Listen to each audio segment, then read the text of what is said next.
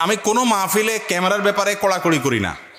পরশুদিন কুমিল্লাতে মাহফিল ছিল, 150-200 ক্যামেরা ছিল, কারোর বাধা দেই নাই। যশোরে বাধা দিচ্ছি কেন এটা বলে যায় আপনাদেরকে। গত বছর মাহফিল করছি আমাদের কুষ্টিয়া হুজুর এলাকার নাম কি ভাই, জমজমপুরে। ওই মাহফিলের ভিডিও এমন নোংরা থাম্বনেল দিয়া ভিডিও ফেসবুকে ইউটিউবে ছাড়ছে, আমি দেখে লজ্জার মধ্যে পড়ে গেলাম। আমি যেগুলো বলি না এগুলো থাম্বনেলে দিয়ে দিস। তো এই ক্যামেরাম্যান এই অঞ্চলে আছে, ওই আসামি ধরতে পারলে ওর খবর ছিল। এজাজ কই তুমি আসছো, একটু বাইর করো তো ওই আসামি আছে কিনা। চলে গেছে, চলে গেছে। আমি কোথাও ক্যামেরাম্যানদের রেকর্ডিং এর পরে কড়াকড়ি করি না, যার মনে চায় সে রেকর্ড করে। কিন্তু এখানে কড়াকড়ি কেন করলাম, কারণ যশোরে এর আগে আমি ধরা খাইছি। আমি ওয়াজ করছি লাল, ও থাম্বনেল দিছে নীল।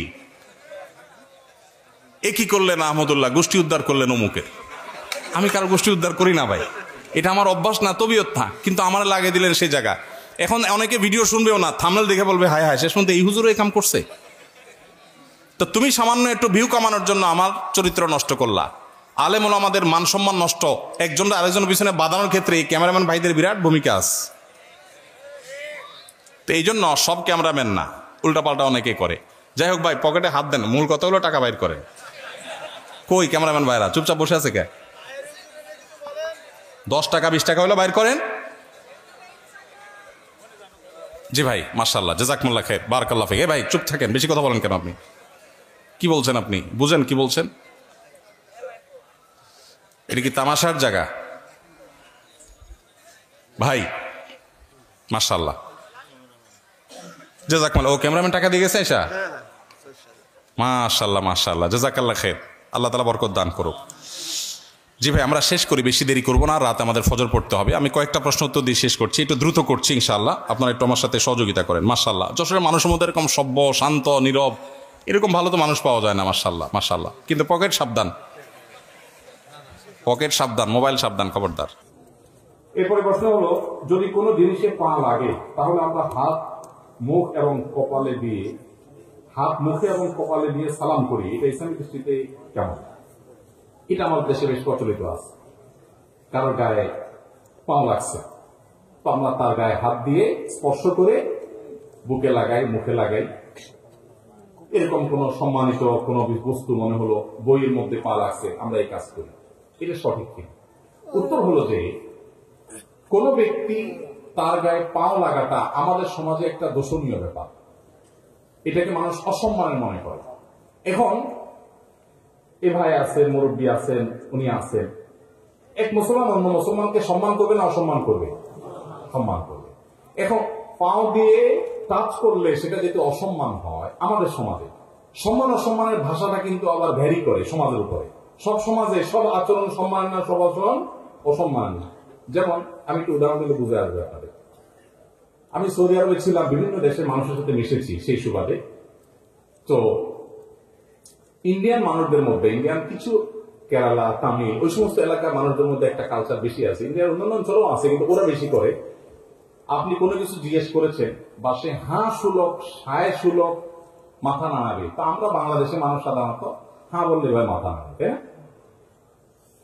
তারা হাঁ বলে মাথা নাড়ার মানে দেখাবে কিভাবে, হ্যাঁ এটা বোঝাবে কিভাবে, হ্যাঁ ভাই হ্যাঁ হ্যাঁ, এমন ভাবে মাথা নাড়াবে আপনি যদি আগে কখনো না দেখেন বলুন ব্যাপার কি, হ্যাঁ এটা কি না কি না, আসলে সে কিন্তু হা বলছে।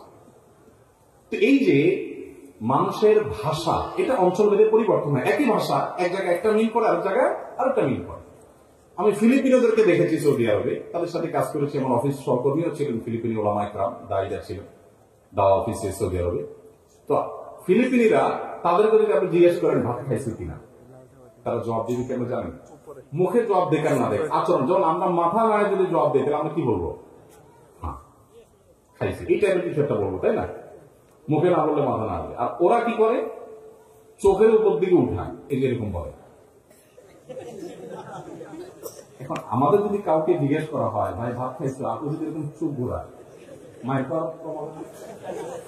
জিজ্ঞেস করলাম তুমি ভাত খাইছো কিনা, ভালো কথা বললাম, কিন্তু চোখ বড় বড় করতেছে। তাহলে যেই জিনিসটা তাদের কাছে হাঁ সূচক, সেটাই আমাদের কাছে আয়েব সূচক। এই জন্য বলা হয় এক এলাকার গালি আর এক এলাকার। এই জন্য শরীয়তের নির্দেশনা অনুযায়ী মানুষকে সম্মান করতে হবে। এখন পাও লাগাটা আমাদের এলাকাতে এটা আইবের, অসম্মানের। কাউকে অসম্মান করতে হলে পাও দিয়া তাকে টাচ করা হয়। আরবের মানুষের কাছে এটা কিন্তু আইবের না। বিভিন্ন হাদিস পাওয়া যায় যে নবী করিম সাল্লাল্লাহু আলাইহি সাল্লাম কেউ শুয়ে আছেন, ডাকবেন তো পাও দিয়া ডাকছেন। এখনো আরবদের মধ্যে একটা ট্র্যাডিশন আছে, দেখবেন পাও দিয়া ডাকা হয়। কেউ হারাম শরীফে যদি যেয়ে থাকেন মক্কা মদিনায়, দেখবেন চিতই শুয়েছেন মসজিদে, হয়তো আলোচনা এসে আপনারা ডাকবে। তো আমার দেশে তো সুন্দর করে হাত ধরে বলবে ভাই উঠে, আর ওদের হলো নিয়ম হলে কোন পাও দিয়ে আপনারা উঠে শুরু করো। আপনি কত বেয়াদব, হারাম শরীফে মানুষকে লাথি মারছে, কিন্তু এটা তাদের কালচার। তো আমাদের সমাজে যেহেতু এটা দোষণীয় এবং অসম্মানের, সম্মান করতে হবে। সম্মান প্রকাশের ভাষা এক এক এলাকা এক এক ভাবে হয়। সো পাও যদি লেগে তাহলে পাও লাগার কারণে তিনি অসম্মানিত বোধ করতে পারেন। আমি তাকে হাত দিয়ে বোঝানোর চেষ্টা করি আমি কিন্তু ইচ্ছাকৃত আপনাকে পাও দেই নাই, এটা ভুলে লেগে গেছে, জাস্ট এটা একটা ইঙ্গিতের ভাষা। অতএব এভাবে যদি তাকে হাত স্পর্শ করে বোঝানো হয় যে আপনি আমার বুকে আছেন, আমি আপনাকে ইচ্ছাকৃত লাথি মারি নাই বা পাও লাগাই নাই, এটা নাজায়েজ কিছু না। এটা নিয়ে অনেকে অনেক বড় করে ফেলেন, আরে না এটা তো শরীয়তে নাই, এভাবে বুকে হাত দিবেন কেন, মাথায় হাত দিবেন কেন। এটা মূলত একটা আচরণগত ইঙ্গিতের ভাষা। অতএব এভাবে যদি কেউ জানান দেন অসুবিধা নেই, কিন্তু এটাকে শরীয়ত মনে করবেন না, কোরআন হাদিস মনে করবেন। এটা জাস্ট আচরণের ভাষা। ওই যে চোখ উল্টায় জবাব দেয়, মাথা নাড়ায় জবাব দেয়, ওইটা ওই টাইপের একটা কাজ। বিধায় এটা করতে হবে এরকম কোনো জরুরি না। আপনি যে কোনো ভাবে যদি তাকে বুঝান যে ভাই সরি, মুখও যদি বলেন ভাই সরি লেগে গেছে, আমি ইচ্ছাকৃত পাবেই না, বোঝাতে পারছি। এরপরে প্রশ্ন হলো, মানুষ যখন মানসিকভাবে অনেক বিষণ্ণ হয়ে পড়ে তখন প্রফেশনাল সাইকোলজিস্টের কাছে কাউন্সিলিং করানোর জন্য যায়, এতে ইসলামে কোনো বিধিনিষেধ আছে কিনা, থাকলে কি ধরনের?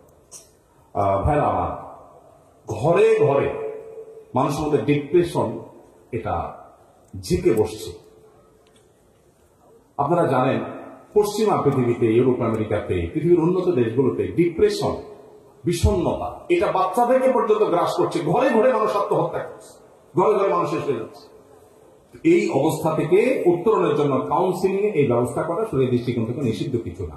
কিন্তু সাধারণত কাউন্সিলর, সাইকিয়াট্রিস্ট যারা হয়, সাইকিয়াট্রিস্ট বা সাইকোলজিস্ট, এদের বেশিরভাগই দেখা যায় সেকুলার পদ্ধতিতে মানুষকে তাদের সাইকোলজিক্যাল ট্রিটমেন্ট করে। এখানে অবশ্য আমাদের তরুণরা যদি সাইকোলজি নিয়ে পড়াশোনা করেন, তারা যদি সাইকিয়াট্রিস্ট হন, তাহলে সেক্ষেত্রে সেটা উম্মার জন্য বড় একটা খেদমতের কাজ হবে। কারণ ঘরে ঘরে এখন ডিপ্রেশন শুরু হয়ে গেছে, এটা বড় কাজ, এটা করতে পারেন। তো যদি সাধারণ সাইকিয়াট্রিস্টের কাছে যান, এটা নাজায়েজ কোনো বিষয় না। সে ভুলভাল কিছু বললে সেটা গ্রহণ করবেন না, বাস এটুকু মাথায় রাখবেন।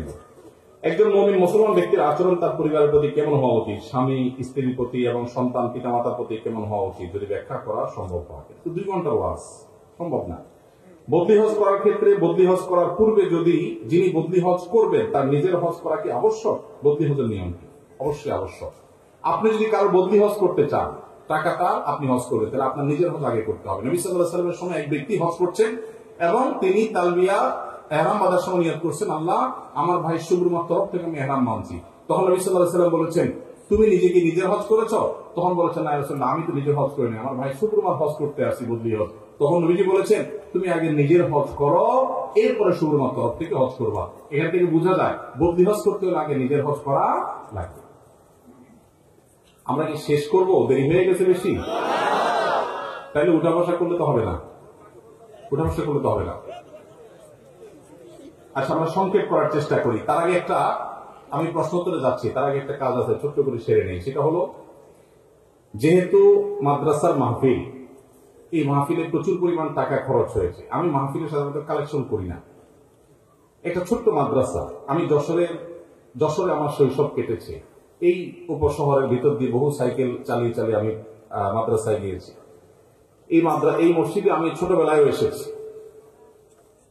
46-47 বছর ধরে একটা মাহফিল হওয়া সহজ বিষয় না। এটা যারা শুরু করেছেন তাদের ইখলাসের দলিল। একটা কাজ ধারাবাহিকভাবে অর্ধ শতাব্দী পর্যন্ত ধরে রাখা সহজ চারটিখানি বিষয় না। তো এই প্রতিষ্ঠান এতদিন টিকে আছে, শত শত হাফেজ এখান থেকে বের হয়েছে। ভাই কি এখানে হেফজ করেছে? আমার ভাই, আমার দোস্ত, উনিও এখান থেকে হেফজ করেছেন। তাহলে কত বড়! আপনি হেফজ করেছেন কত আগে? কত বছর আগে হেফজ করেছেন আপনি? 92 সালে। কত বছর হলো? প্রায় 3 যুগ হওয়ার উপক্রম। এরও আগে এটা ছিল।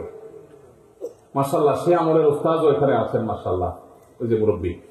তো অর্ধ শতাব্দীর পুরাতন প্রতিষ্ঠান, আপনারা ওয়াজ শুনলেন, কোরআন হাদিসের ইলম অর্জন করে চলে যাচ্ছেন, কিন্তু এই খরচ করতে গিয়ে যদি মাদ্রাসার ফান্ডে টান পড়ে, সেটা কি ভালো কিছু হবে? ভালো কিছু হবে।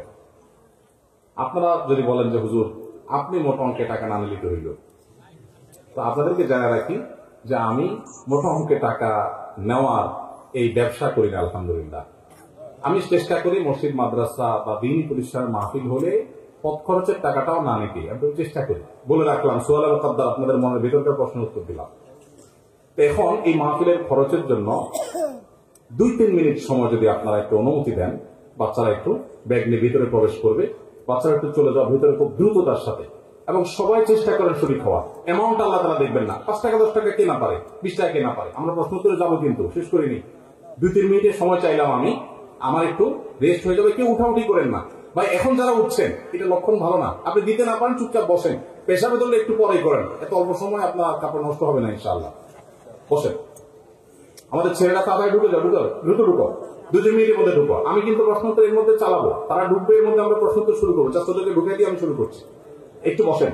মহিলা প্যান্ডেলে মায়েরা বোনেরা যারা আসছেন দূর দূরান্ত থেকে, আমি তো ওই যে ভাই বলছেন গতানুগতিক মাহফিল করি না ভাই, কত রথী মহারথী, কত বড় বড় ব্যক্তিরা অফিসে আসেন যান, বিভিন্ন ভাবে রিকোয়েস্ট করেন, আমি মাহফিলে যাই না ভাই। আমার নিজের 1-1.5 বছর যাবৎ আমার নিজস্ব এলাকাতে আমি মাহফিল করি নাই, করতে পারিনি।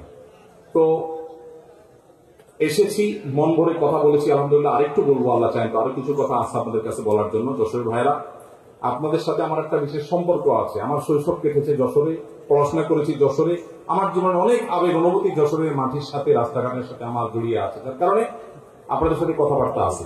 উঠবেন না মেহরবানি করে, যারা দাঁড়ায় আছেন ভাই, যারা দাঁড়ায় আছেন আপনারা একটু মনোযোগ শুনেন, আপনারা একটু বাড়ায় দিবেন, কারণ এই মাহফিলে বসা সিটের চেয়ে দাঁড়ানো সিটের দাম বেশি। দাম বেশি না হলে আপনাদেরকে টাইনাও তো বসানো যায় না।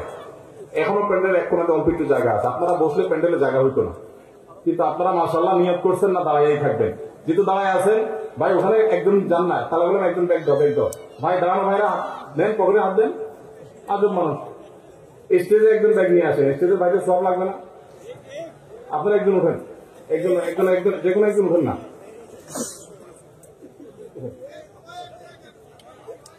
এই ছাত্ররা সবাই এক জায়গায় কেন, তোমরা কি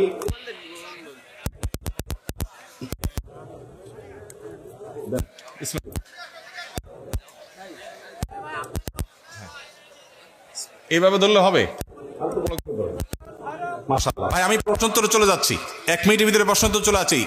ছেলেরা যাচ্ছে, আপনারা সবাই একটু পকেটে হাত দেন এবং সহযোগিতা করেন। মাশাআল্লাহ। হ্যাঁ, এই ক্যামেরাম্যান টাকা বাইর করো, এই টাকা বাইর করো। ইউটিউবে অ্যাডসেন্স করে লাখ লাখ টাকা কামাই করবা।